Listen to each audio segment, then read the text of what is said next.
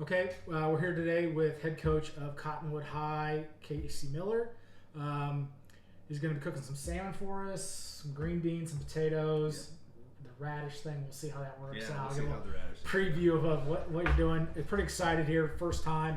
We're still not sure. We've been trying to figure out what this is. I've been working through it, so we're just going to talk ball, talk food. I'm sure we're going to have a good time.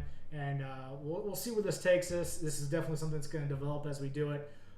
But the real positive part about this is, growing not only my network and selfishly in Utah. I don't know a lot of guys. Casey's one of the few guys I do know. I actually know Casey from like way back in like the Huey days. Like he's got one of those usernames that I've known from a long time before I was even in Utah.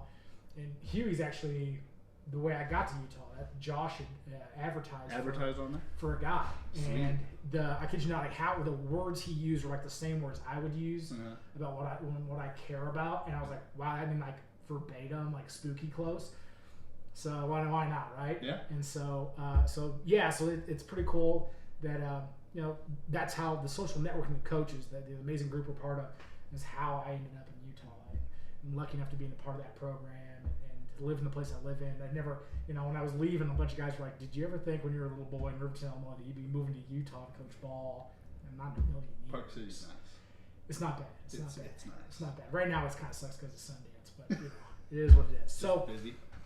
Tell us a little bit about you, right? Playing days, how you got into coaching. You're a family man, wife, 2 kids. Yes. Kind of give us an overview of who CaseyMiller is, not maybe Coach Miller, and then we'll kind of work into Coach Miller, and then we'll work into this maybe the food. Okay. So I grew up a couple miles west of here, Magna, Utah. Okay. My dad's a teacher. My mom, for the first couple of years, I was going to school. She was a stay-at-home mom, and then teacher salary. They couldn't really make ends meet, so my mom had to go back to work. But sports have always been just a part of what I do. And so my dad was a coach, my grandpa was a coach. Oh, that's cool. My grandpa started the Little League baseball program out in Magna and the Little League football program. So just giving kids from Magna, like a poorer community in the Salt Lake area, a chance to get better, have some fun. And, some of those kids, they don't have dads at home. I had a dad, my dad, I've been lucky enough that I've had some awesome father figures. But a lot of the kids my dad grew up with did not. So when my grandpa passed when I was in high school, I had people coming up to me like, your grandpa saved my life. Like, if I wasn't on his Little League baseball team, I don't know what I would have done. And so I've just been around coaching my whole life. My dad's coached every varsity sports at the high school level other than football. He's never been a head football coach. Okay. But he's been head boys basketball, head girls basketball, head girls soccer, boys soccer, track. Yeah. He's done it all. So I've just been around coaching for a long time. It's a lot of fun. Yeah, it's cool, man. It's really cool. So awesome. So what was your first real coaching job? What was your first? So other than when I was helping the school I went to high school at before I went to college, my first coaching job officially was actually up in Logan, Utah. Okay. For Mike Favero up there, and I got to coach this kid named Riley Nelson. Okay. My first year ever. So I thought I was the greatest coach of all time. I was like, hey, what are we going to do? And Riley would just go do Riley things. Yeah. So technically I was the freshman quarterback coach at Logan High School while I was still in college. Cool. And then when I graduated from there, came back down here, got a job, and I was actually named the offensive coordinator at my former high school pretty quick after that. So I kind of jumped fast. Yeah. Through the ranks. Good or bad, do you think?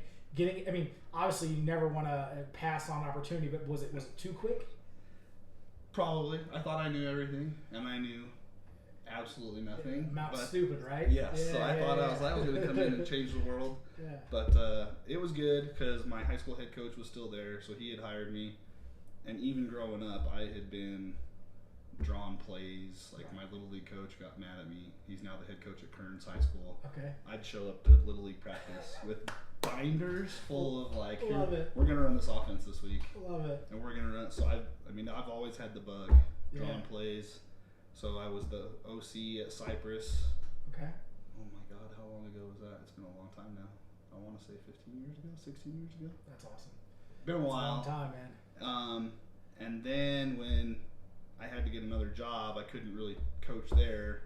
So then I coached at West for a year with Doyle. And then when he got the job out in California, he called me and said, "You're moving to California in 2 weeks. Get ready." And I said, "All right, man, let's go." Went out to California. We went to a school that hadn't won a game in like 5 years. Wow. I'd never been a D coordinator before, but he's like, "You're the DC, you're the assistant head coach. Let's go. We're gonna learn it on the fly." That's awesome, man. That's awesome. That's pretty wild. So I hear you say about the offer, right? And yeah. You know, for those that don't know, you know, your Colts are struggling. Yes. Right. We're struggling right now.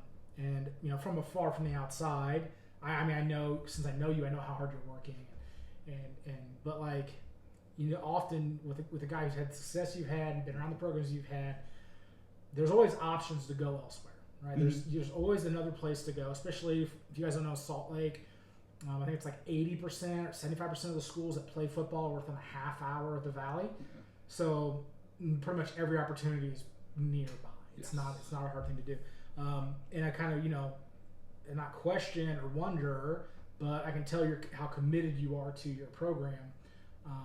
And so hearing that you've been in a program that maybe has had those kind of woes and been part of maybe making changes, you know, it makes sense for me from the outside because I didn't know that part of your story. Mm-hmm. So yeah, give the people an update about what Cottonwood is currently fighting, you know, whether it's on field, off field. I know you've made a drastic change, maybe from the outside world, you know, with deciding to go independent. And then, you know, I know that I've seen you publicly thank your administration for giving you that opportunity, which, you know, one of the top things you'll ever hear any coach talk about is I got to have admin support. Whether you're winning, losing, whatever the case may be, you've got to have those people in line with you. Yes. And so that's exciting. So that alone told me that, all right, there's a chance here because what you see and what they see is on the same page, and then it's going to get figured out. So yeah, just let us know a little bit what's going on at Cottonwood. So about 10 years ago, Cottonwood was a pretty good football program. I've heard, yeah. And they were playing in state championship games, winning their region on a regular basis. And back then, all the financial rules were different than they are now. Okay. And so one of their coaches was a millionaire, and things were getting done without all the red tape that goes with being a public institution. Well, the district decided that we're now going to just absolutely crack down on that. And so it frustrated some people. The coach left. They did have a coach die in that time frame as well. Like, it was kind of, from that moment forward, it's just been a revolving door of a coach for a year, maybe less, and then another coach for a year, maybe, and it's just kind of slowly fallen and fallen and fallen and fallen. And so financially, that area is getting older. There's not a whole lot of families with money that live near the school. The way the boundaries are set up, because of another high school is a single school district, our boundary is actually like a donut. So we actually have kids who have to drive past 3 other schools to get to our school for our boundary. And then there's all kinds of other stuff we could get into. I mean, but I'm not a huge let's make this excuse or that. We have some stuff stacked against us. Well, there's reasons and there's excuses. Yes. Right? There are reasons for difficulties. Yes. Excuses are things that we could grab onto maybe, or we could make that be it, but we're not going to solve much. No. Right? No. So there's a lot of things stacked against us. Yeah. But there's also things that haven't been getting done that are within our control to not let the slide continue to happen. And so 3 years ago when Bart got the job and I was looking for a job, I had won a state title at another school and was deciding I wanted a fresh start. And he said, "Hey man, we need to fix this thing. And I know you've fixed a program before out in California. Do you want to go?" And I was like, "Yeah man, let's do it." Came in and it's just been fighting ever since, just scrambling for money, equipment, kids. I mean, we have so many kids at the school that are ineligible. Grades are a huge problem. So right now we're doing study hall 4 days a week after school for an hour. Like, I can't teach you football if you don't have grades. Right. Because I can make you the greatest running back of all time, but if you have a 2.0 or lower than a 2.0, you can't play football. Right. So just trying to get the bodies in the building eligible. And then once we get them to where they are eligible to play, then it's going to be, let's get them good at football. Yeah, definitely. Right? So that's what we're fighting. The biggest battle right now is we're fighting that. The parents right now have done a great job. We've got a couple fundraisers coming up. So the money's starting to come in at a more steady rate, which will help. We're getting new uniforms this year. So we're hoping to generate a lot of buzz with that. And my admin has absolutely been on board 100%. One of our assistant principals was a head football coach for 35 years. That's nice. So he knows the ins, the outs, what I'm dealing with on a daily basis. So he's been absolutely awesome. And our head principal, Terry, she's great. She understands. I mean, she comes to the games. You're looking at the athletes we've got and looking at the athletes on the other side. You don't have to know a whole lot about football to know it's not going to probably end well. How many kids, so 9 through 12, how many kids did you start with this season, and kind of the attrition rate? Did you lose a bunch during? Because I know, that's always the worry, is that how do you keep, I know you're playing some young kids. How do you keep these young kids invested when it's not a whole lot of fun on Friday night? So this past year, we had 4 seniors that had played when they were freshmen. Okay. So I don't know how many there were because I wasn't here when they were freshmen. Right. But throughout 4 years, they dropped. There were 4 of them that had been in the program, and so jobs, kids, moving, like so much stuff in our community that pulls the kids away to where football can't be a huge priority for them, which is frustrating. But I mean, some of it is just stupidity. Like I'm gonna go with my friends to McDonald's every 3rd period rather than to math class. And so then you end up with 2 Fs and you can't play football. So I would say last year we had about 27 of our 45 kids were freshmen. Okay. Last year. So 18 non-freshmen. Yes. So we had 4 seniors, 8 juniors, and then like a dozen, 12, 13 sophomores. Yeah. And then 9th graders is what we had. And you're playing. And we were playing 5A football. You're playing 5A football. 5A is the second highest classification in Utah. We have one common opponent. I would not want to play them with freshmen. No. They made. We're a pretty good ball team. We're a division lower. They had a kid that runs sub-11 at quarterback. They're in the triple. They have 330-plus pound guards. Not a game for 14-year-olds. No. And so, I mean, that's the biggest reason you went independent, right? Yes. So the whole independent thing, I thought it was 1 year out.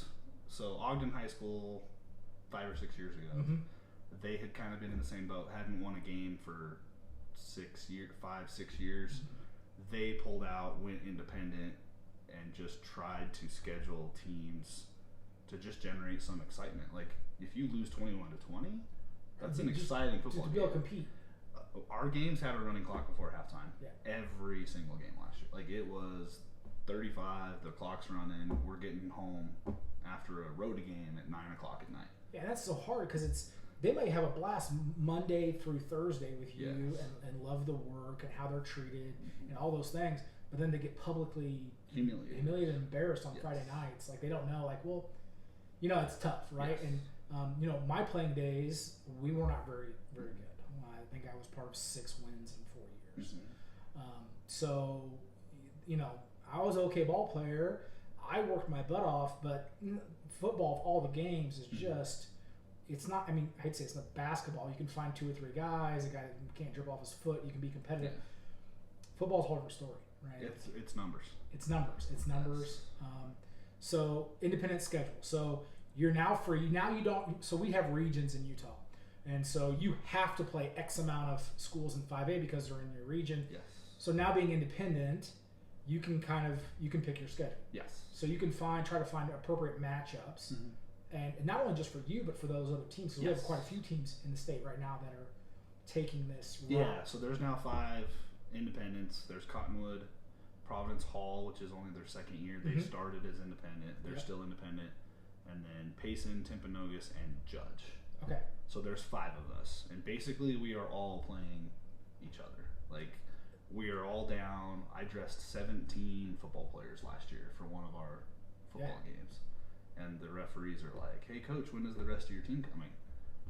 This is the team. That's it. Like, the guys in the box are like, "Do we have 11?" And I said, "How many guys are standing behind me?" 6. Well, we got 11 out there. It's like coaching an underclassmen game, right? You're like 1, 2, 3, 4. Like, we're 11, good. right? Yes. Yeah. So that was the boat we were in.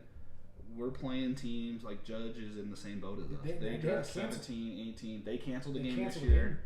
We did not cancel a game. So last year, because of all the freshmen we had, I was trying to get them as much football as possible, and we kind of knew the varsity games were going to be fast, and we were trying to prevent as many injuries as we could. But I was having those 9th grade kids play sophomore football like they should be, and we were competitive. And then they were also, so my freshman quarterback this year, who's 14, played more football games than the 2 teams playing tomorrow will have played this year. Yeah, it's tough. But if you don't give them, I think one of the things that we did at Park City when I first got there, I think Josh made a really smart decision. The group that's graduating for us, the group that went to the semifinals and finals, and they're dudes, man. And they were 5 or 6 of them were dudes, even as freshmen. And he flat out refused to not let them play as a unit, right? Like there were kids that could have helped us varsity. We knew it, they knew it, their parents knew it. It was uncomfortable at times, but he really said, "I really don't care. Yeah. If they make us win one more game as freshmen, there's no value in that. Let them stay together. Let them grow tighter as a group, have more success as a group, and then come up as a group." Yeah. And so doing that, while you hate to make that kid play that many snaps, I think you kind of have to, right? You kind of have to try to build a team. Yes. We had one kid team, who had ever played quarterback in his life on our roster last year. He was 13 for some of the year. He was a freshman. Yeah. He was the only quarterback we had in the whole program. He was the freshman quarterback. He was the varsity quarterback. He got banged up one sophomore game and couldn't play varsity the next day. We put our middle linebacker at quarterback. Yeah. And it was not a fair position for the kid we put at quarterback. No, not at all. He was just the kid we trusted the most. We actually almost scored. I would love to say we got down and almost won the game, but it was the first time we had been inside the 10-yard line all season, because we got shut out 9 out of our 10 games. Yeah. And when we played week 2, we had a kickoff. We ran a kickoff back for a touchdown. Yeah, I saw it. That's the tape I had. And then we did score one more. Was it a short run? We might have been in one. So that's it. We scored 13 points last year. All of them were in that week 2 game. But we got down 4th and goal on the 7-yard line with 3 seconds left, and tried to throw it with a kid who's never played. Never played, and he sailed it. The slant was open, and it just too high, and the kid was upset and crying. I'm like, dude, I'm not going to yell at you. If you were a quarterback, I'd be like, what the... But you literally did the best you could. But the fact that he's crying, dude. Yes. They wanted it. That's the thing that people have to understand. And I'm talking to coaches, they know, man. We've all been part of those kind of seasons. The difference between being 0 for or 1 for or whatever. I'd say one of the most enjoyable seasons I ever coached. We went 3-6. 3-6. We really underachieved. I had more fun with those kids because they came to practice and worked their butt off and had a great attitude. So the kid, at least because you always wonder, is it buy-in? What is it? At least going 0 for and running clocks and all that, and you have a backup quarterback, makeshift linebacker who misses a slant to score, is in tears over it. And we're losing 50 to 0. Yeah. And the other team's coaches after the game are like, "Oh man, we thought you were going to get it." The other team's coaches are rooting for Yeah, we want to see you have success. Yeah. I'm not gonna give you it. And all of them never cheapen it for the kid. To our kids' credit, they never quit. Yeah, and we had lots of coaches that were like, "Coach, I do not know how you get your kids to keep coming back, because we saw the 2 films. But your kids came out and they played as hard as they could. We just thumped you because we're better than you." Yeah. So I'm proud of my kids. They worked really hard for us. We're not super complicated. We try to love up the kids.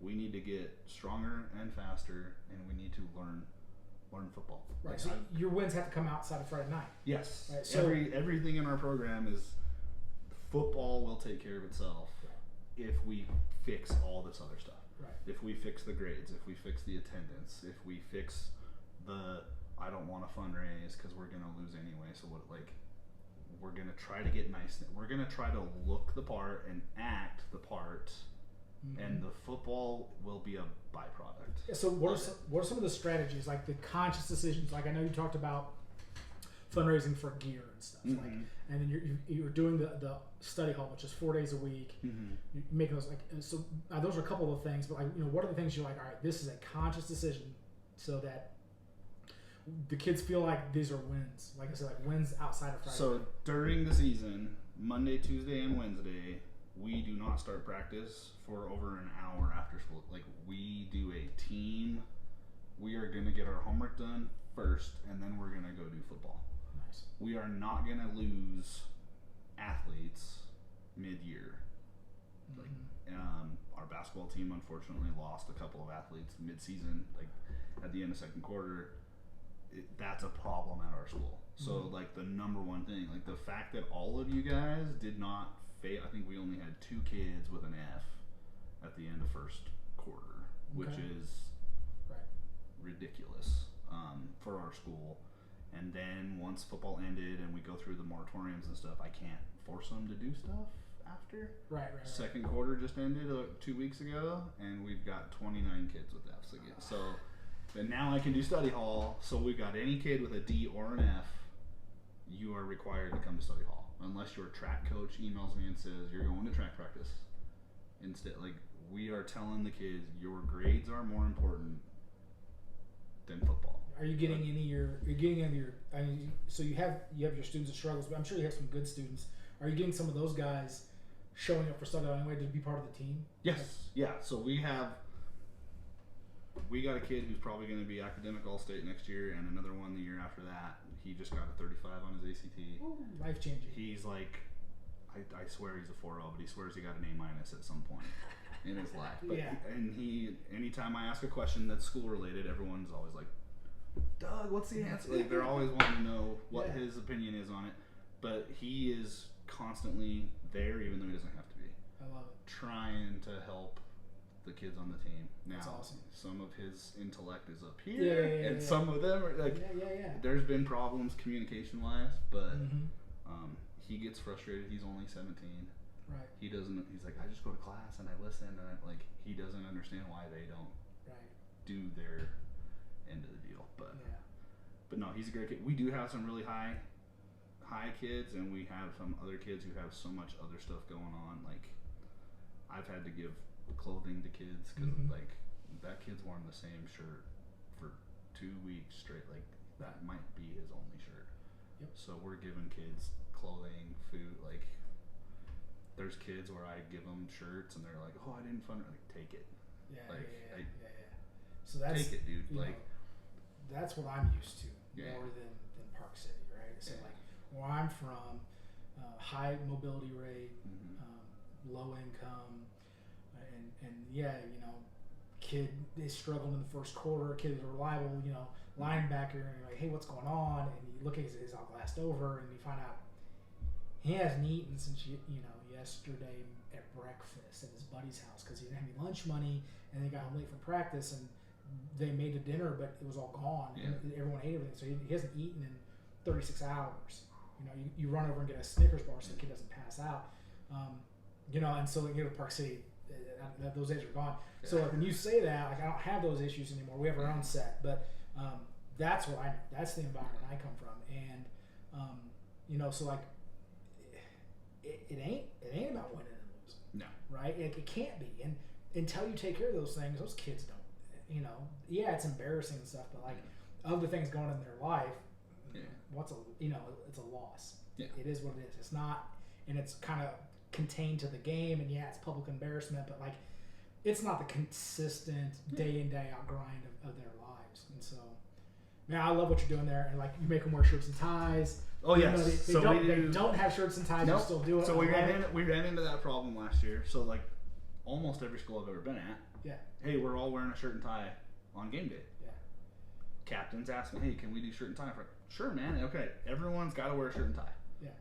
And then I get home, I've got 40 texts or huddle like, Coach, I don't have a collared shirt. Coach, I don't have a tie. Coach, and I've got some, but I don't have enough. Right. So I got on Twitter and was like, anybody, dress shirts and ties. We got kids who flat out don't have them. Right. Can I get some? And it's been awesome. I got a bunch of them donated from Utah. A guy from Texas actually reached out and knew a guy up in Utah. They donated like 50 ties. That's awesome. And sent me some money to go to the DI, and I bought like, he's like, how much are the shirts? And I said, they're like $4 each. Yeah. And he's like, buy 50 of them. Like, I'm sending you that enough money to cover it all. Awesome. Like, so we now have a bunch of shirts hung up in our equipment room and tied. Like, and I told the kids, keep them. Like, I would rather you have a tie when you're done, or some of them have to have a job in the summer. Wear the damn tie to your job interview. Yeah, like, you don't roll up into your job interview with a t-shirt with holes in it, and like. Yeah. And that's something we try to talk to kids about. Like when you go in there and you've written down that you're Cottonwood and you play football, like you are representing the program. I want you to put you in the best light. I love it. I think every program needs details, right? Mm-hmm. Actually, what the detail is really doesn't matter. Mm-hmm. But there's certain things that we have to hold them accountable for. I was having a conversation mid-year with another coach that I can't stand the fact when I first got to Park City, they wore pull-up knee sleeves and gym trunks at practice. I hated it. I wouldn't let my linebackers wear them. So my linebacking guys would have to wear real pants every day. Put on your big boy pants. We're going to practice, right? And so year 2, it got a little bit better. Year 3, we made it a rule. You're going to wear football pants. You're wearing pants. And we're going to dress out on Thursdays just because it was a mindset. Like, no, you're going to put your stuff on. We're going to go play ball. We had a kid, our nose guard this year. He's the one that went to the Caribbean and did the self-sustained school thing at Park City Problems. But he came back. And we had he kind of had a cruddy practice, and I realized he was wearing shorts. So he had left in between the time where we implemented the rule, and it was such. No one even said anything because it was such a thing that taken for granted already after 1 year. That I was like, hey, look what you're doing. No one else is doing. He looked around and and so just one of those things. But so like while the shirt is wearing a shirt and tie going to make you guys better on front ends. It does, right? Because it's about details. It's about accountability. It's about treating yourself the right way. And so little things like that. Like, I don't care what the detail is. Find details in your program. Hold them strictly to those details. And it's huge. Well, and I tell them, because Thursday is when we play our JV games here. So Thursday, everyone wears their Cottonwood football polo. Okay. Some of the kids, again, we had issues fundraising to help pay for those. I gave, take it. And I actually collected some at the end of the year just so if they weren't in bad shape so that we can give them out for free. Yeah. I'm kind of treating it as if we're going to borrow this. You guys are all going to borrow this, and then we're going to give it back in. It's almost like a uniform, right? Yes. So we're doing that. But just the fact that there's so many kids at that school who don't have the guts to come play football, even just those 2 days walking down the hall, you can that guy wearing the shirt and you wearing the shirt. We're out there at practice, and then Fridays, unfortunately, we're out there getting thumped. Yeah. But we're in it together. Yeah. And no one else in the school has that shirt. Right. Now there are kids with shirts and tie, but most kids aren't wearing a shirt and tie on Friday. So it's kind of the same thing. Thursday, Friday, they're able to go down the hallway. Yeah. I'm trying to create a team. Yeah. Where we are not out there just to win. We're not out there for my mom and dad. We are out there because us last year, 20 guys are busting our tails 6 months a year to play this game. Yeah, it's awesome. And there's a lot of kids who are like, well, I'll come play if there's a chance we'll win, or there's a stipulation on it. I just want kids who want to play football. If you want to play football, you can play. Just come be part of it. Come be on our football team. Yeah, be part of it. Yes. Maybe you are the difference between us winning and losing. I can't promise you wins. Right? I can't that's not even in my hand. Like I probably coach more now than I did when we won a state title. Yeah. Hey, go try this play. Yeah. Yeah. With like 9 Division I football players. Yeah. Hey, that was a great call. Yeah, it was. I gave the ball to our track kid and had him follow our first round draft pick. Yeah. Through the hole. Yeah. It was sound coaching. Yes. Like whereas now it's like, okay, we've got 3 linemen who weigh less than 175 pounds. Their D line averages 280. Yeah. What can we do? And there's not a whole lot of options, but we're trying. I feel like I'm coaching way more now than I was. Yeah, yeah. You have to. Well, you're not just coaching. Sometimes those teams are. The group we had was like that. They're really talented. Maybe the most talented group we've ever been around. The hardest working group we've ever been around. The most accountable to each other. Like all the stuff that we talk about, like team leadership, and they're in charge of all. They were the epitome of that, and that's why we were successful. But I just had to really kind of coach the hour and 45 minutes of practice and kind of keep them on task. And being back home or like in a situation, you're coaching the other 22 hours of the day too. Yes. And so you talk about more coaching, you don't really get a chance to get away from it, right? Especially in the situation you're in where every day, you might be the day you get a kid out that you couldn't get out before, or you make a connection with somebody like the guy from Texas. The stress is got to be immense. Yeah, that's why I have no hair anymore. You saw a picture of me in high school. I had a lot more hair. Nice. Yeah. So one of the things that I do, part of the reason why we're doing this thing is the cooking. When I get stacked up like that during season, that's how I blow off like a 30 or 40 minutes. I shut down. I'm not going to burn dinner, so I need to focus. It kind of gets me to it gives me time to get back to being me, and so that Coach Gardner and get my attitude back in check. I heard a Hall of Fame coach one time talk about how we should never, an Illinois Hall of Fame guy, about how you can't let a bunch of 17-year-olds affect your life. Yeah. And unfortunately, because I'm a committed guy and I love it maybe too much.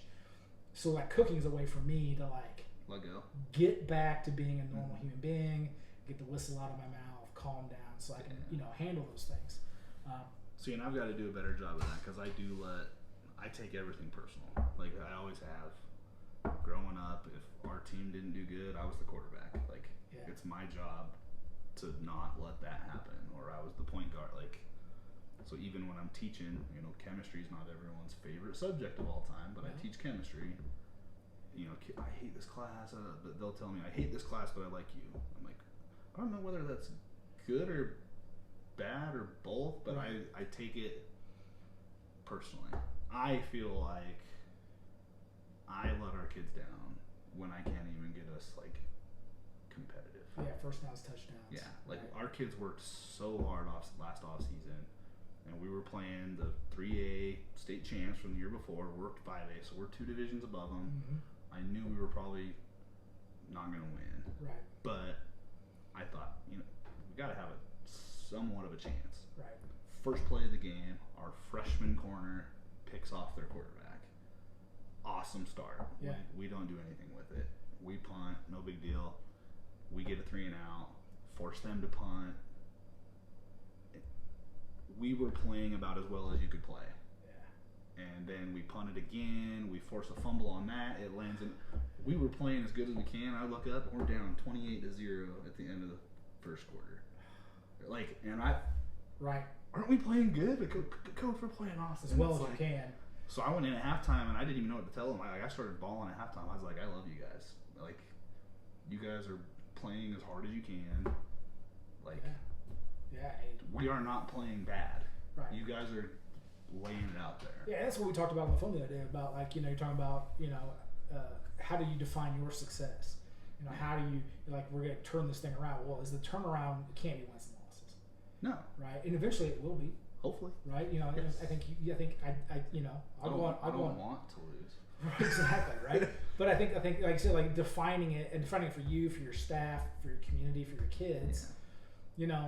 Going in there and being guys, I'm proud of how you're playing. Yeah. It's really all you hate the moral victories and stuff, but that's where you're at right now, and your wins off the field are 10 times more important. And unfortunately, those don't get put in the paper. No, and But as long as the kids know. Yeah. It doesn't, like, I'm still in touch. So when I was in high school, my sophomore year, our varsity team went 1-8. Like, it was a barely 1-8. Yeah. And by my senior year, we were undefeated region champs. But the things that I saw just those 3 years I was in high school, my group of 10th graders, we only lost one of us in the 2 years. Grades, we only lost one kid. Cypress is kind of like it's always a revolving door. Yeah, you might have 30 grade athletes as 9th graders, but the 5 best are gone by the time they're in 10th grade, and then the next 3 are gone. Like, you might end up with a senior class where the 8 best athletes aren't there anymore. Yeah, we played them my first year, like week 2 or week 3. We won the battle, lost the war. They almost beat us the week after. We got a win. I'm not still sure how we got the win, and then the next week, I didn't know if we'd field a team, big, physical, fast kids that they had. They just kept throwing 275-pound bodies at us, and you're just like, and you know that school has got kids in there that if they had 1 or 2 more dudes, they win 7 or 8 games. Like, they're 1 or 2 kids away from being dominant. Pretty good.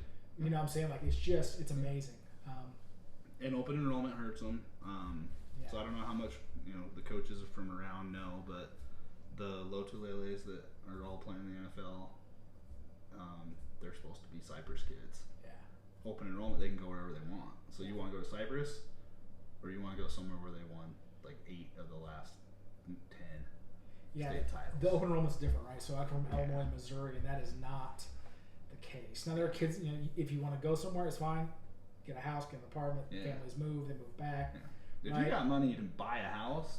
Okay, here you go. Right, but the open enrollment thing, like, something I've learned, and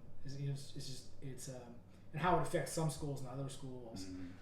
Especially, like I said, with your boundary being a donut and being weirdly shaped, where kids have to, they drive. Yeah, I have kids who live closer to Kearns High School, closer to Taylorsville High School, and closer to Murray by a long ways. Yeah, that are.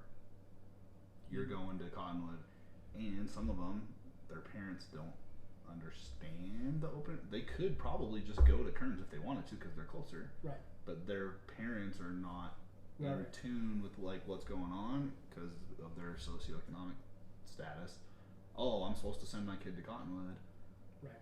They're on a bus for 40 minutes both ways to get to school.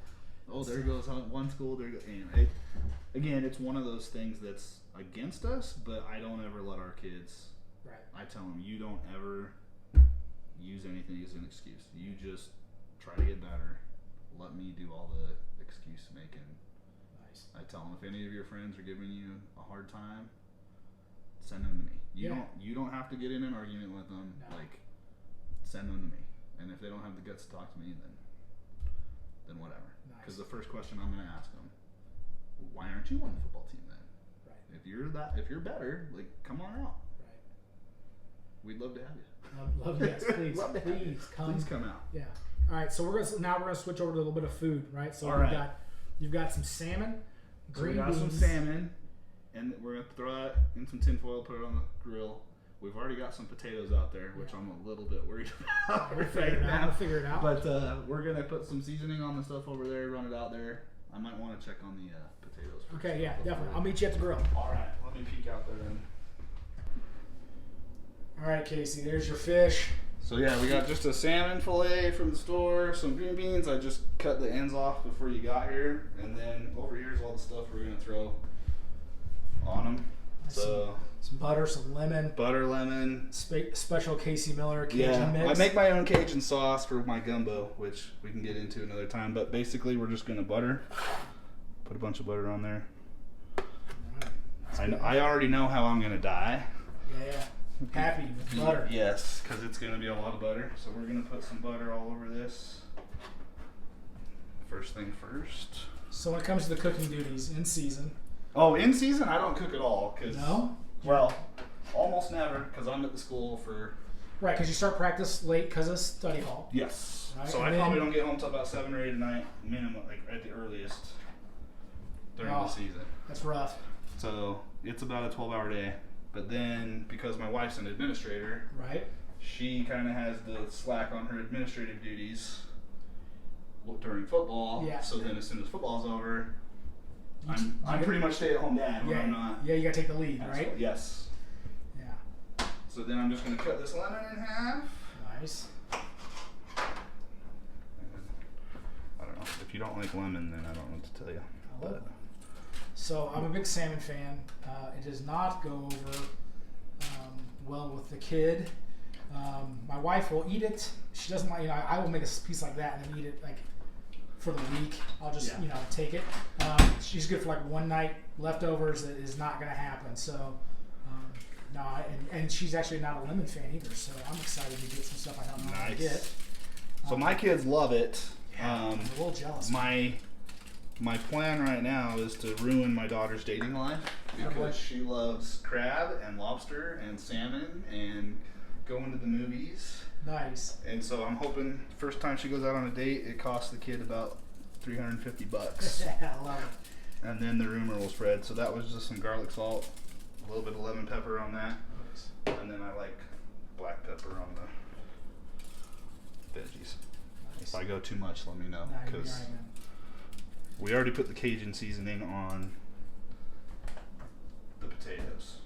So I'm trying to think anything else. We can go more lemon if you really want. It's whatever you want, man. You're in charge of this. I'm in charge of this shit. Yep. You're in charge. I'm just along for the ride. I don't like being in charge. That's why I got married. I do about 85% of the cooking in our house. Nice. Even in season. So how sometimes. Do you do that? How do you do that? I plan ahead. What ends up happening is those quick, like in-season meals end up looking the same, right? Hot skillet, some coconut, oil in there, some sort of protein, 2 veg on the plate to get it down, right? I will, do some like prep batch kind of cooking thing on the weekends, and I'm kind of the king of like I say I do chicken or something. It'll be chicken one day, it'll be pot pie another. We'll go ahead and head out to the grill. Yeah, I'm gonna head out to the grill. And so it's one of those things where you kind of take one thing and make it into 2 or 3, and and of course grabbing some Five Guys on the way home every once in a while happens. Yeah, I like me some Five Guys. Yeah, you got to do that, and then talking about youth, the underclassmen night Thursday night. I take advantage of those whenever we're away because our travel's kind of crazy in Utah. So I can't make the away games. It's pretty much impossible. The away Thursdays is just not going to happen after our practice. So those nights I'll actually do some legitimate cooking. If it's a home underclassmen game, my wife will take advantage of eating whatever the heck she likes. She tends to eat a little bit like a child at times. Well, yeah. I love her. She's amazing at many things, but if she gets to do a frozen, chicken pot pie, life is good for her. So I like pot pie. Right, nothing wrong with it. I mean, I'm not a big thing. I grew up in a house where everything had to be cooked. So, in fact, when I was in Missouri, my microwave was in the basement. Right? Just down there. Yeah, because it was like, dude, that's how little I would use a microwave. So, I cook, right? Like our house, everything was, there was no pre-made stuff. I had that friend that go to his house, frozen, pre-made, whatever. It was great. My house, it was taking ingredients. You're going to have to build some stuff. So, it's weird how when you're a kid, maybe you get a little jealous of the kid that has a can of Chef Boyardee or something. Yeah, I used to. Yeah, when I was growing up, it was the same. My mom and dad would always try to cook dinner, and why don't we have hot pockets? Like my friends all have hot pockets. Yeah. I wish I had hot pockets. The greatest insult my brother and I ever did to my mother was we came home and we wanted potatoes like the school makes. We wanted instant. My mom hand mashed potatoes. Why can't you give us instant potatoes? So she bought them, right? So she bought them. We ate them. She refused to ever make them. She threw the box away. It was. But she still brings it up. I think I was first or second grade, and she still will hammer me on it every once in a while because I insulted her with instant mashed potatoes. Oh yeah, we smash the potatoes here, and we do our own. My wife does really good guacamole. Yeah, nice. Oh yeah. So tomorrow's Super Bowl. This hopefully I'll get this out Monday. We'll see. Who you taking? Who you got? God, everyone keeps asking me that. It's a tough one. It is a tough one. Especially since I went to college just outside of Kansas City. So every one of my friends ever is like the hugest Kansas City fan. And we used to live out in Cali, so all of our friends, I'm getting hit on both sides from everybody. I think the Chiefs are more talented, but I don't ever want to bet against a quarterback who doesn't care if he's the one who gets the credit or not. Like, right? Well, because he learned from one of the best, so I'd have a hard time saying that he can't find a way of getting the ball to who needs to get the ball. Ethan and I were having a discussion last night. I really don't know. And I was like, well, Kansas City needs Mahomes to play well, to be effective. Yeah. And I was like, they don't. Niners really don't need Jimmy to be amazing. He just has to do what he has to do, and they'll take what they get. And I'm like, but then again, Mahomes has the ability to play really well. And we talked for like 10 minutes, and I don't know either one of us knew who we were taking at the end of it because it's such a unique matchup where you just feel like, and I'm just hoping for a game. Yeah. And my version of a game is different. So even though you coached in defense or in DC at times, you're an offensive guy. Once a quarterback, always a quarterback, right? Like kinda. Right? But I'm different. Yeah. Because I don't like all the new rules. But I mean, I want a 17-10 game. Like I don't. I want that's my version. Like, I'm all right with that. I'm one of those guys when we're watching a game like, oh, this game's awful. I'm like, it's 14-10. This is amazing. Like, it's not the typical. And I think one of the most frustrating things for me about our sport is the casual fans want it to be 70 to 60 every single game. Right. And they don't understand what good defense looks like. Right. Like, those Ravens teams, if you could get 10 on the board, you were like... Yeah. The problem is they were going to kick 5 field goals, but beat you 15-10. Yeah. I can appreciate good defense. I am an LSU fan, so this year worked out well for us. Yeah, nice. With throwing the rock a little bit, but I've been on those. All we gotta do is get 17, and we might win. And now it's like, oh God, we're gonna give up 35 points to Ole Miss. Like, that's not supposed to happen. Right. Oh, but we're gonna score 50. Score 50. I always want a lower scoring game. I don't like all the new rules. I still think Dan Marino throwing for 5,000 yards back when you could play defense is still one of the most amazing things ever. And so people know when I say you're an offensive guy and a quarterback, you're a 21 guy, right? Like you're power, 2-back, tight end, bang the rock. I like running the ball. And that makes sense with the defense, right? Like now that's one of the things that I love. The reason I like coaching with Josh, I love coaching with Josh is Josh's head coach is a DC by nature, right? And so our offense protects our defense, right? And not that I didn't love it whenever I had the opposite, right? I had a ton of fun in Washington when we were scoring 40 a game. But you could give up, if you gave up, kind of our goal is if we give up less than 28, we win a lot of games. Yeah. Just giving up 28 hurts, though, man. It just hurts. Like, I get it. We scored 40. They scored 28. We won comfortably. Ooh, that's like, the worst and the best game I've ever coached in. We won 84-56. Oh, my God. It was 42-35 at halftime. I think it was like 10:30 at night. I had never been so miserable in my life. I would be so pissed. We gave up 50. Yeah, I gave up 56. Had some jump balls. Some unfortunate things happened. And I was a running back coach, so DC running back coach, and it was like so our defense hit at 56. It was awful. My running back, the kid I love, had 9 rushing touchdowns. Missouri record, right? So I would get mad at our defense, right? And then I would look at Jared and I would tell him to go fix it, and then he would go fix it, right? And so it was just vicious kind of thing.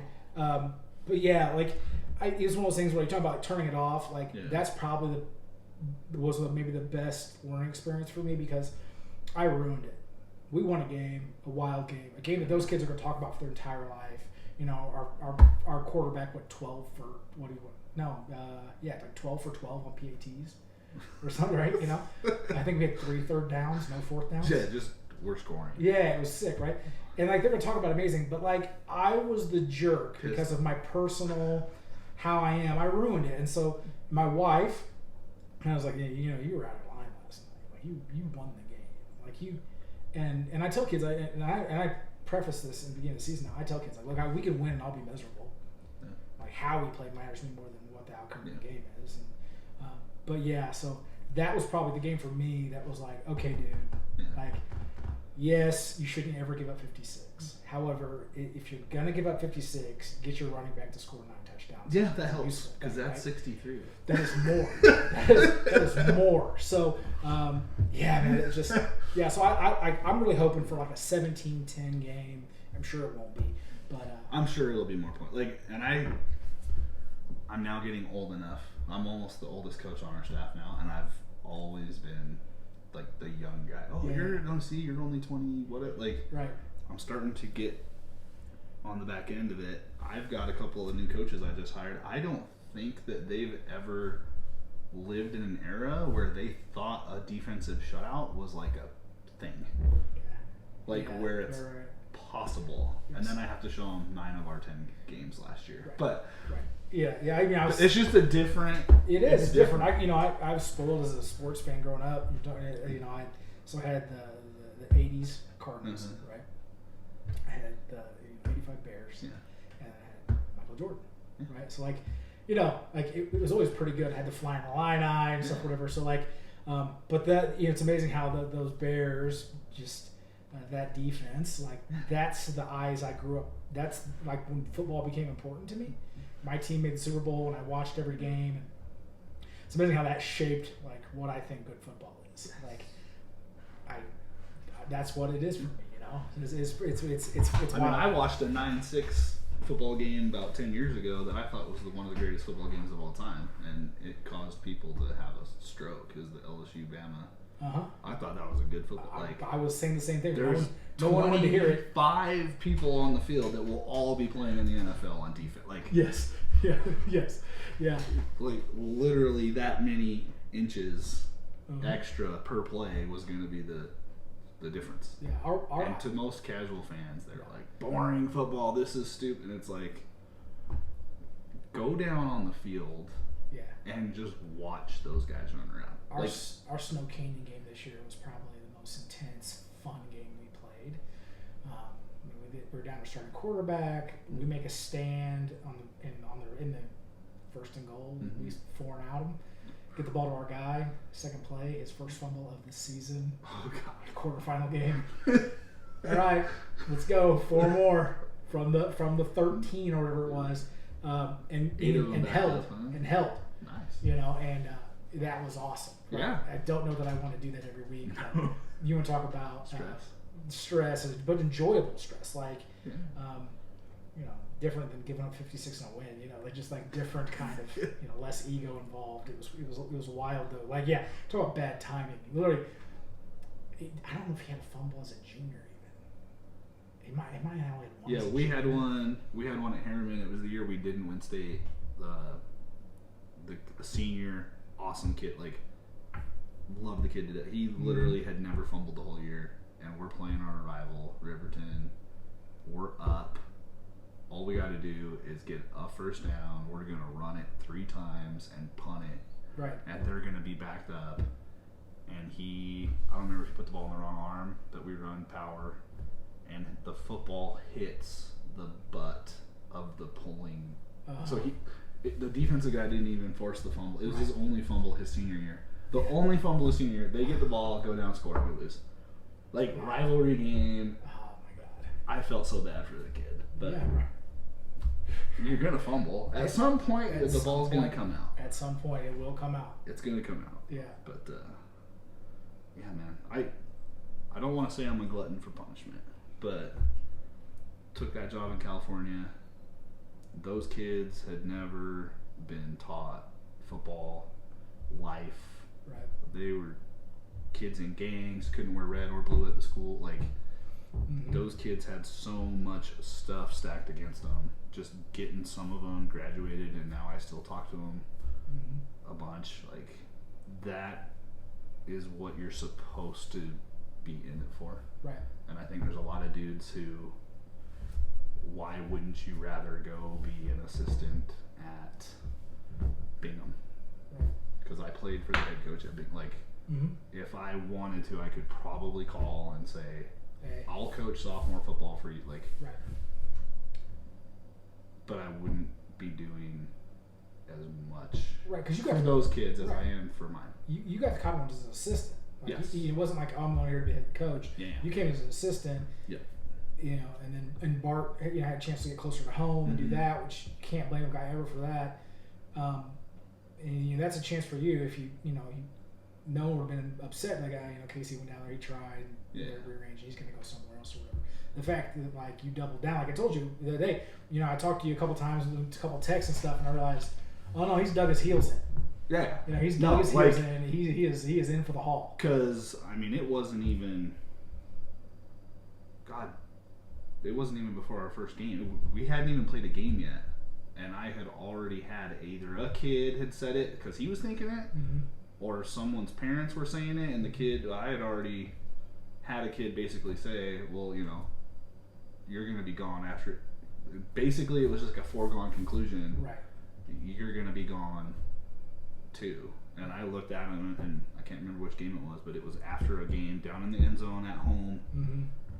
And I said, here's the deal, guys. Like, don't quit on me, because I'm either going to fix it or I'm going to be told you're not allowed good try. to fix it.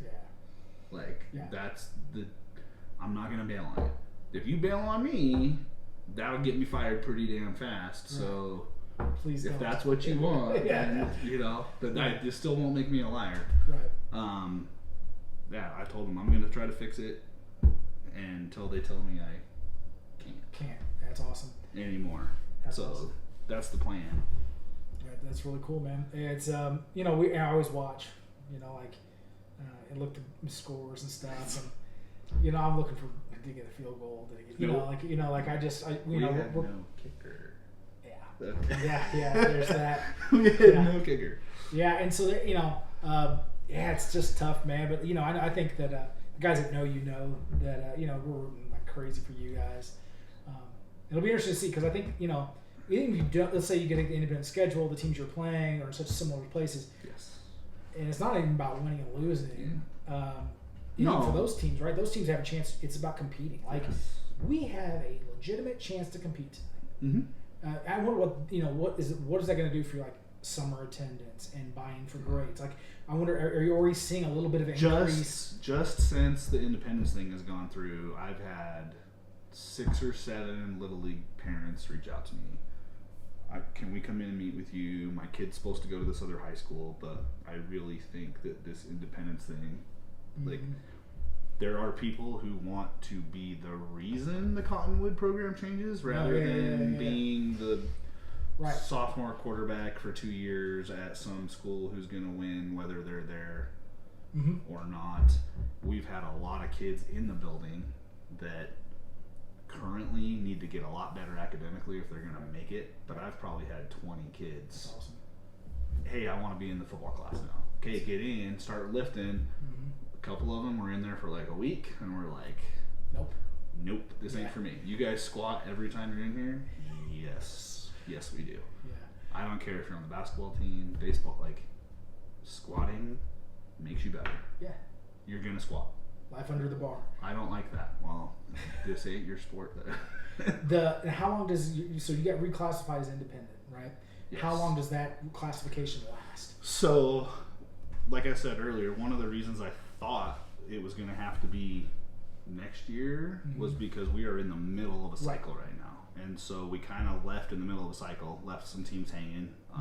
So I'm trying to find everyone that we bailed on games. So it's pretty much either going to be a 1 or a 3. Okay. So for sure we're out this year, and then the state is completely redoing everything at the end of this season. Right. Anyway, who knows? Right. If something happens at the state and they say, okay, we're going to actually account for socioeconomic status, we're going to account for all of the other stuff that goes into our number. They might put us down where the teams I'm currently playing that are 3 divisions lower than us, but it's fair. Yeah. If that happens, then it might only be a 1, Might only be a 1 year thing. Yeah, but if they're like, oh no, you're going to go back to 5A and you get to play Olympus and Highland, and you get to, then I am sure it'll be like, no, thank you. I expect our region to really change, because I think there's some teams within that region that if you guys start having a little success, or Payson or Judge, where the kids are having fun again, I think we could see a couple of those teams like, you know what, let's just get out for 2 years and get back in. Try to get this, take some of the pressure off these kids. Our region can really change. I think there's some teams that will be looking at it that are in similar situations to you guys.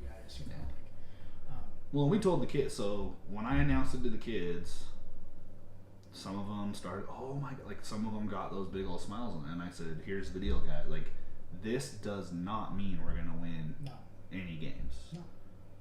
This just means all of the stuff that we had stacked against us can no longer be a reason or an excuse. Like, we can't say, oh, it's not fair, it's stacked to get, like, those are gone. And all you really got rid of was the games where we're playoff chances, right? Yes, we can't make we do not qualify for the playoffs. Right. But it is what it is. It is what it is. And I told the kids, and my administration's been on board 100%. I told them as well. Like, it doesn't mean we're gonna go 5-5 next year. No. If we go 0-10 again, but we are 21-20, right, 28-21, that I can sell to Little League kids, to parents. We just need 1 or 2 of you kids to come and be a baller. Yep. And we'll win 3 of those games. But I can't right now. I can because of the independent thing. Right. Last year, what was I going to go tell a kid? Hey, if you come here, we'll beat Olympus. They're new. Like, no one's that dumb. Right. Like, we'll do it for 3 years, maybe. Yeah. No. Yeah. Like. Yeah. I can't sell. Please come here. We gave up. I want to say it was 150 points more than any other team in the state last year. Do you know the total number? It was almost 6. We almost gave up 600 points, and we legitimately only played 5 games because it was a running clock. Yeah. Most of those points were first half. First half points. Yes. We had games where we were at dinner as a staff. Yeah. By 9:30 after a road game.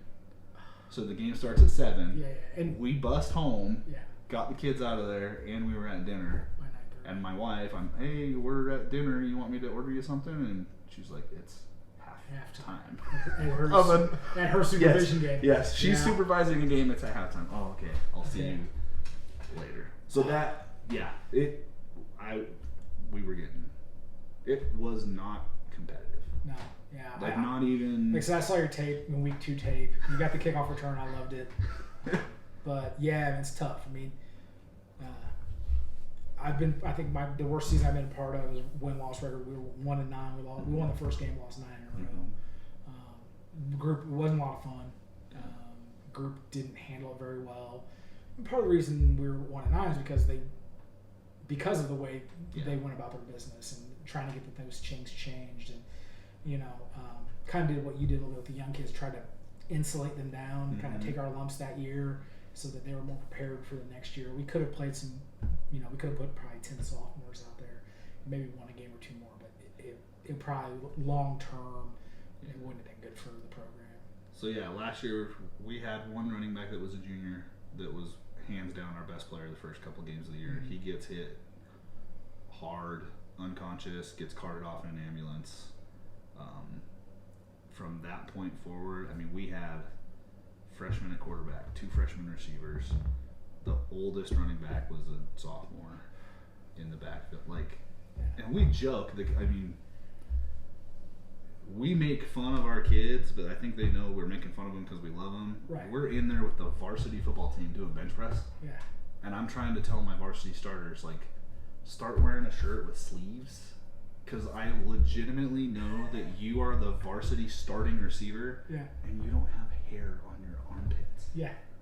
Yeah, I don't like. You haven't even hit puberty yet, well, I'm throwing you out there against 18-year-old men. Yeah, that's the old coaching accent. For every sophomore you start, you lose a game. Oh my god! Right? And you're like, I wish I could start 22 sophomores. Right? Like, yeah, I mean, I think it's unfair to put sophomores out there unless they are potential D1, high-level D2 kid. They're at 15, they're not ready. I was an all-state quarterback in high school. Yeah. And I got in one varsity game as a sophomore because our first 2 quarterbacks got hurt. Right. I had no business being out on the field. We called a hitch. And I swear to God, it felt like I threw a watermelon. Because it was like, it felt like that ball was in the air for 7 years. Let alone a freshman. Yeah. Let alone multiple freshmen. And that was one of the things we had to do with the kid this year. Like, because he started putting his head down. Like, it's a long, and I'm like, no. Like, I am asking you to do something I should not have to ask you to do. Like, keep your head up. I do not care. That, like, he didn't throw a single touchdown pass to our team this year. He threw 9 to the other team this year. Like, and he started getting down, and it's like, no, like you are not. I am not going to let you get down on yourself. You are doing something that no one your age should even be asked to do. Yeah. And you haven't complained about it once. We're gonna go check some fish. Yeah, probably. Make sure I don't. Make sure we don't burn the fish. I mean, It probably won't be burned. I turned it down. I'm polite, so I'll chew through that sucker. No, we'll be good. Getting dark already? Yeah, man. That sucks. Ooh, it does smell like it's in there. Let's see what we got. Oh, yeah. How's that look? That's good, man. Excited. I'm worried about these a little bit. They'll be alright. Yeah, I just grab it with my fingers because, you know, yeah, that looks done. Ooh, smells good. That's good. So yeah, man, I'm excited. I think the kids are going to have a lot more success, which will in turn make it more fun. I mean, it was already fun. Last year we did camp at our school because we don't have parents who can afford to send their kid to like a $250 team camp. Yeah. So we did it at our place, picked all the food. We split them into, it was defensive day. So we put all the D linemen in 1/3 of our auditorium and the linebackers in the middle and the DB, and we played Cranium. Okay, yeah. It was the funnest 3 hours you could have ever imagined. Kids trying to spell words backwards. Yeah. I'm trying to build clay models. I'm a big fan of Cranium, man. It was a blast, and the kids all had so much fun. And so things like that, just getting their mind off of, we're going to get beat by 70 this weekend. Yeah. But, yeah, man. So I'm excited. Hopefully this food is good.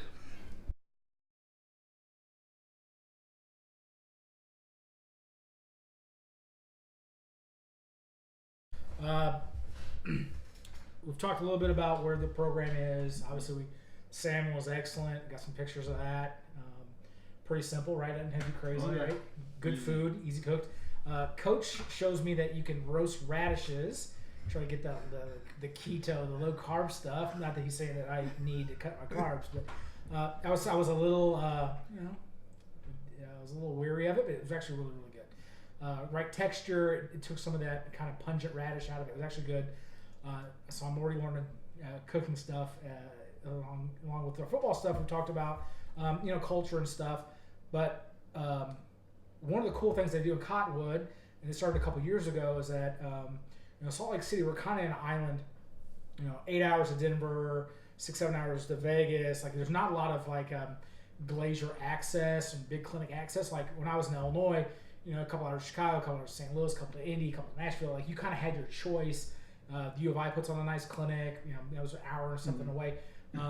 Here we're isolated. So a couple years ago, your staff introduced a clinic, and so just kind of tell the guys out there. I know that there have been guys from out of state come in, and I missed last year. There was a couple different guys I wanted to meet that came in for it and just couldn't get hooked up that weekend. But just tell the guys a little bit about why you guys thought it was important. Maybe some of the trials and tribulations of running a clinic, and speakers in from all over the country. So yeah, I actually tried the clinic. We ran it twice when I was at Hillcrest. Okay. So I learned my lumps there. Yeah. We ran into issues where we had paid some people to fly in, and we had bought the tickets ourselves, but because we put the tickets in their name, the guy didn't show, and we couldn't get our money. So we learned some lessons. So now we have to jump through these hoops in terms of finances and whatnot. But when I was growing up, like you said, the coaches either go to Wendover for even the Utah coaches clinic, you leave the state, or you had to drive to Vegas or Reno or Denver. So if you get a map and look at like the Nike, the Glacier, there's this cone from Vegas through Denver and up through Reno, where there is not a single coaching clinic. You can get to like the Utah spring clinic. There's every college has those, but there's not anywhere north of Vegas between Denver and Reno where there's football stuff going on.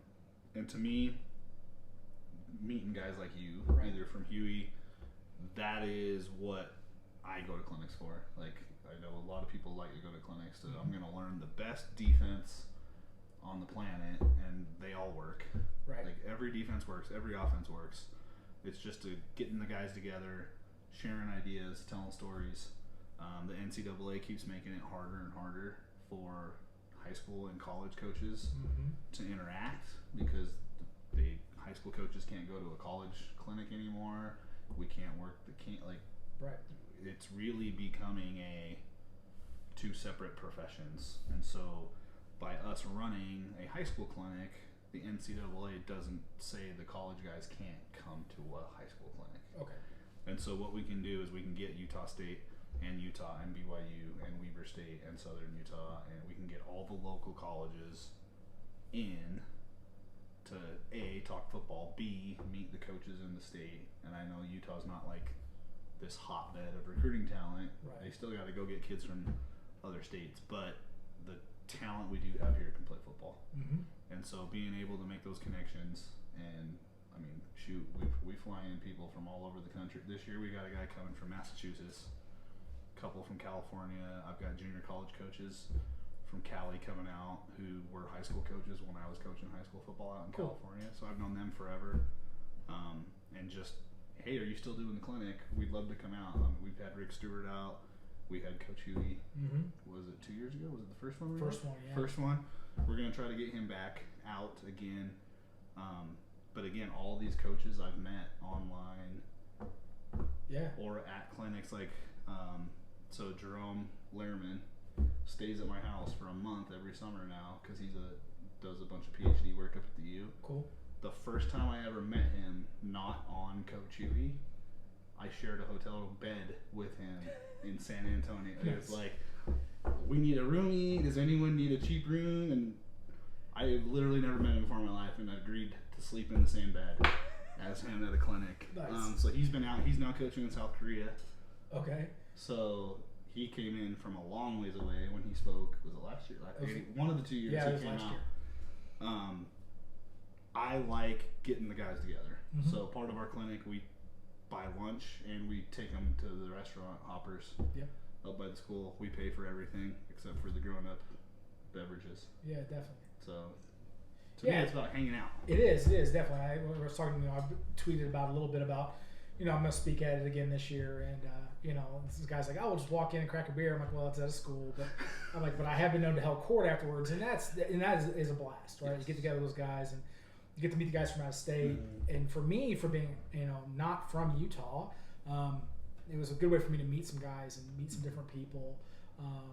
Not only the people that I'd followed on Twitter or through other sites, but like getting to know some of the other coaches in Utah. Part of the reason why I'm doing this is to get out and meet some people because I still follow Illinois football, high school football, and still know a lot about it. Have a lot of friends back there, and sometimes I feel like I have a better pulse at something that's 20 hours away than I do here, just because Park City is isolated outside of the town, and I don't think any of our coaches are from Utah, so we don't have so like we don't have anyone with even roots in Utah. So it's guy from here, guy from here, guy from here. So like we just don't know these people. So I'm trying to build the connection of like, hey, we're in Park City. This is what we do. This is what you guys do. Because I missed that part, that communal part. Like back home, there's a I-72 clinic that's like once a month. It's at a Knights of Columbus Hall. There's food, and they bring in all these speakers, right? And it's like it might be like $25 or something for the whole clinic season. To just go. You go and eat chili at a Casey Hall and listen to like. I mean, the one year it was they had Illinois OC. They had because all the D3 schools are really close to there. They had all kinds of amazing local speakers, and for your staff, I mean, it was awesome. And you just a quick drive down on a Thursday night, hang out with your boys for a little bit, shoot stuff, pick up one or two things. I still there's 2 or 3 things I do special teams wise that I picked up in a clinic there probably 9 years ago.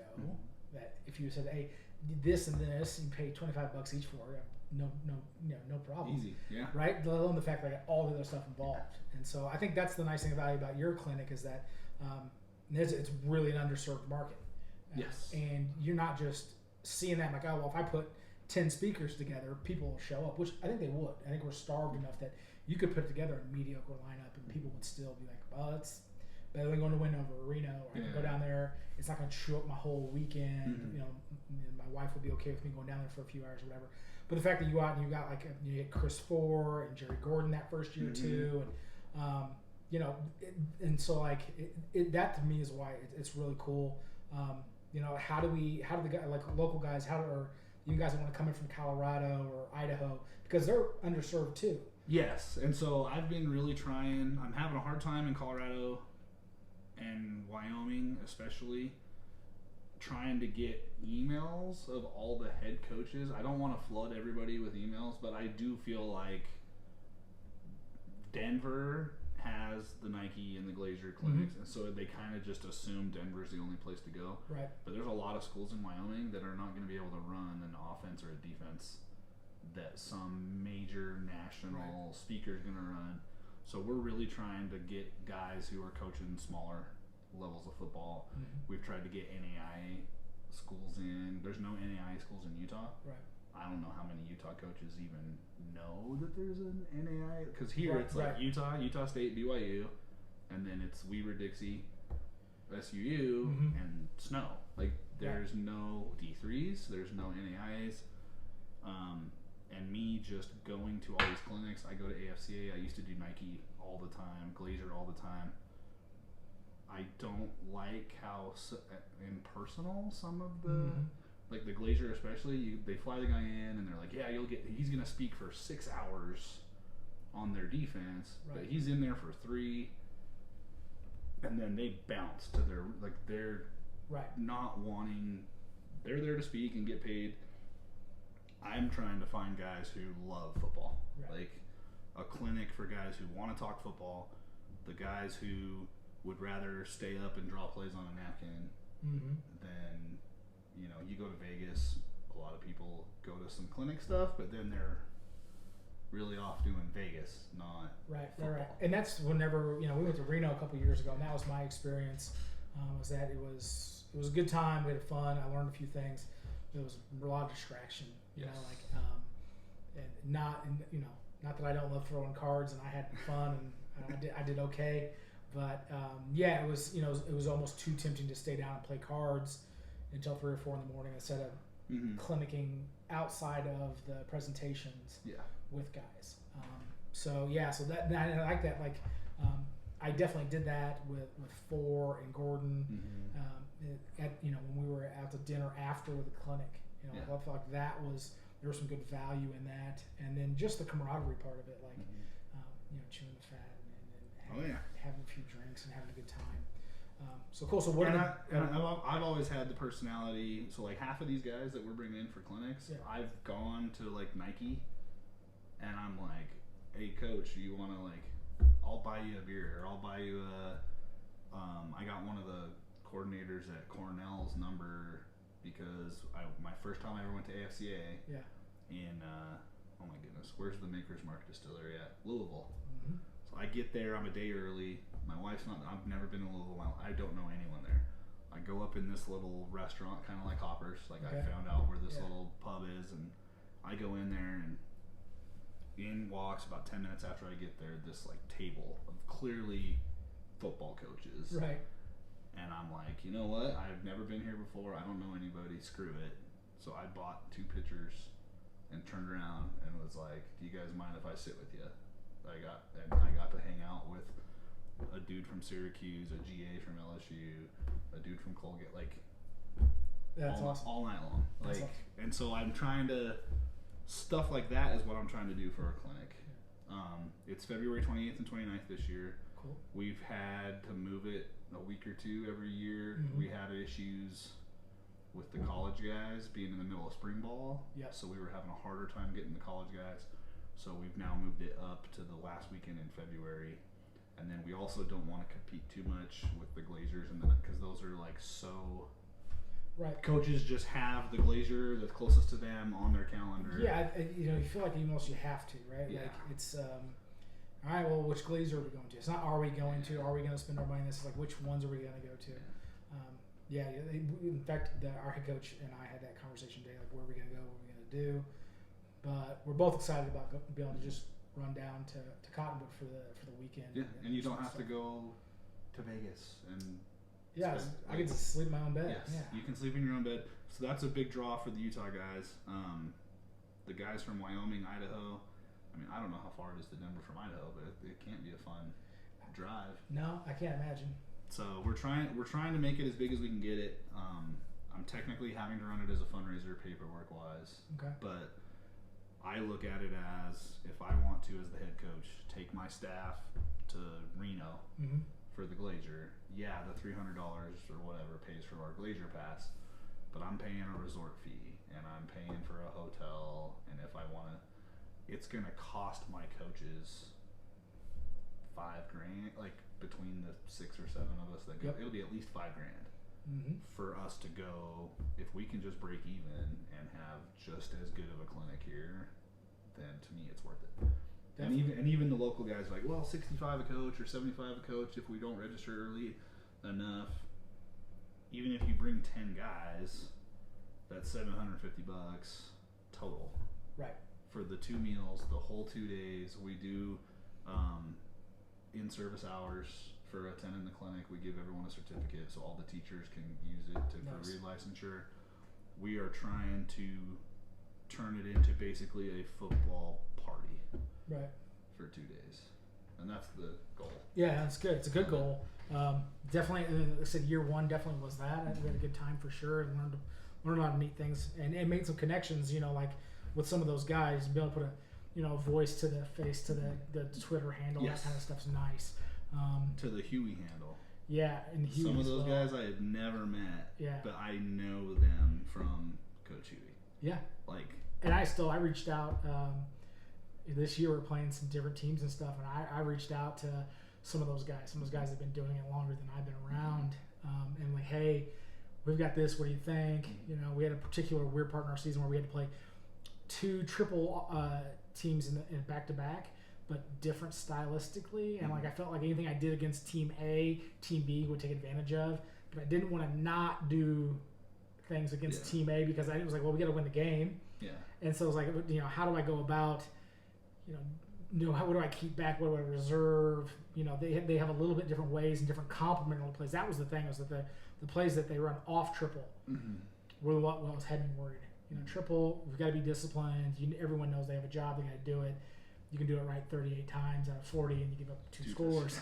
But it was if they run this counter play, this other play off of it, this complementary play, it's one thing if the triple beats us, but if they're running some other play, they run belly and they're getting me 12 yards a clip on belly, life gets miserable. Yes.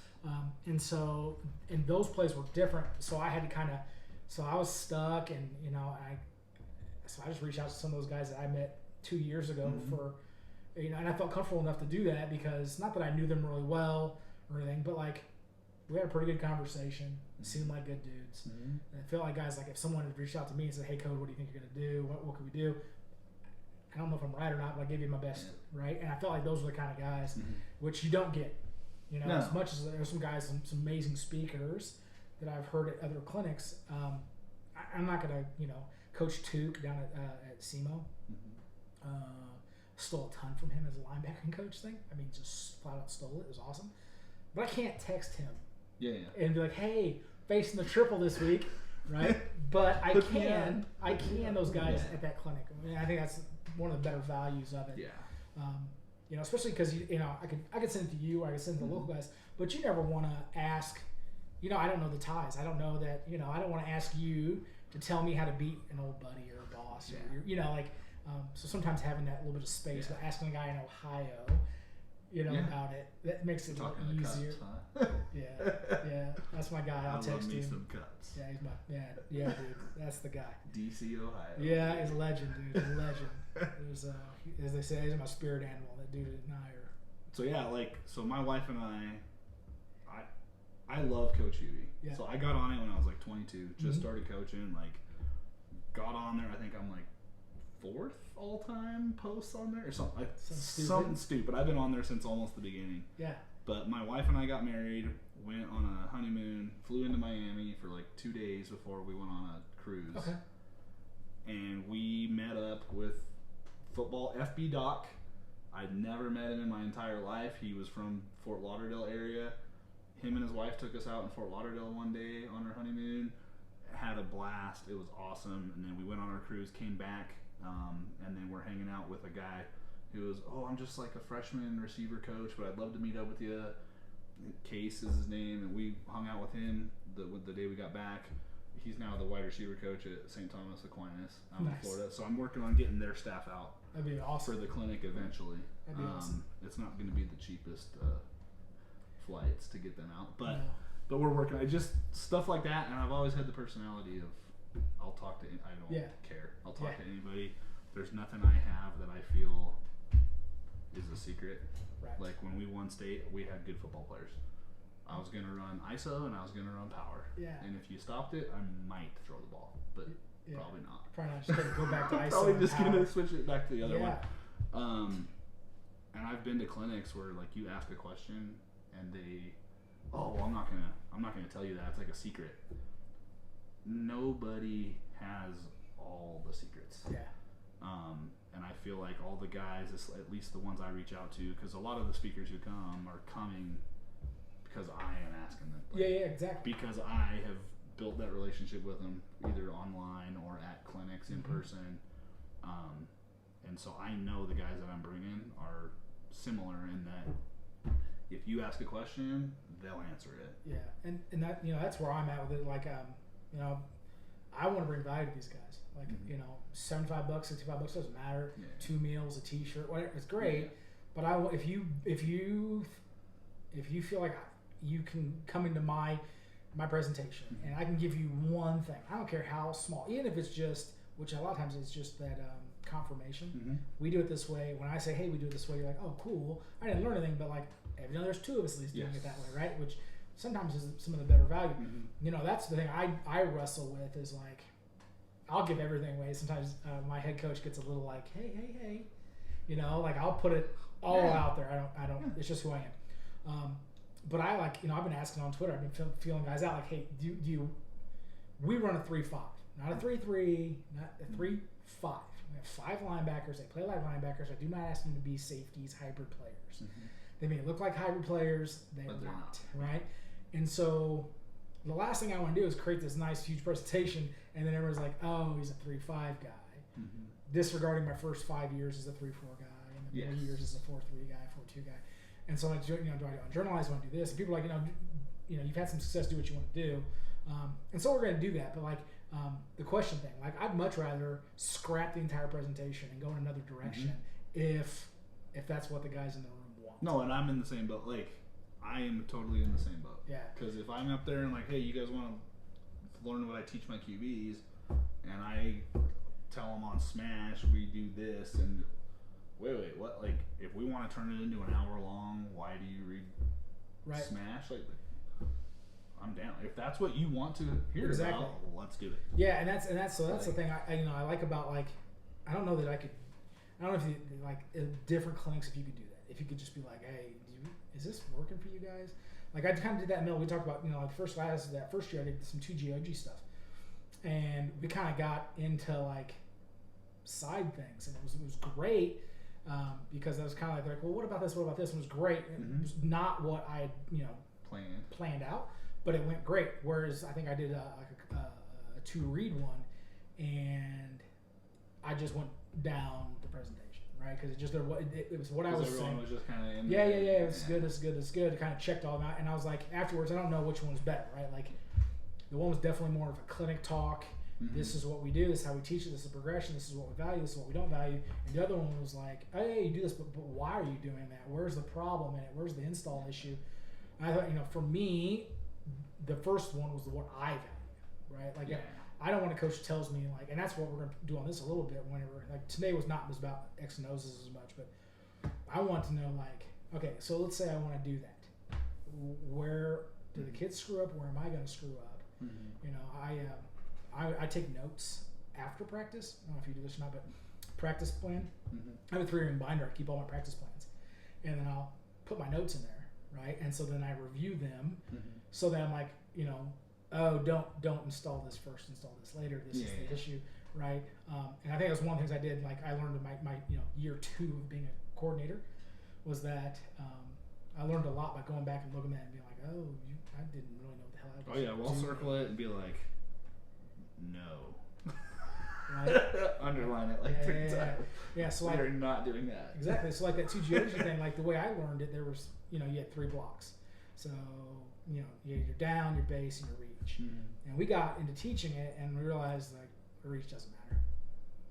Like reach, there's just one more thing. There's no value in teaching a rule, like boiling it down.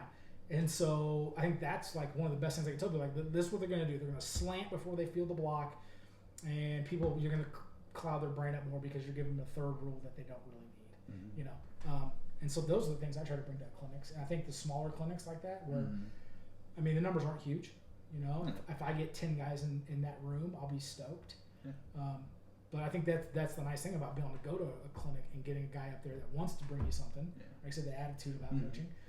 And then having the small numbers so where we can literally just take time out, let's sidebar, and get back in if we want.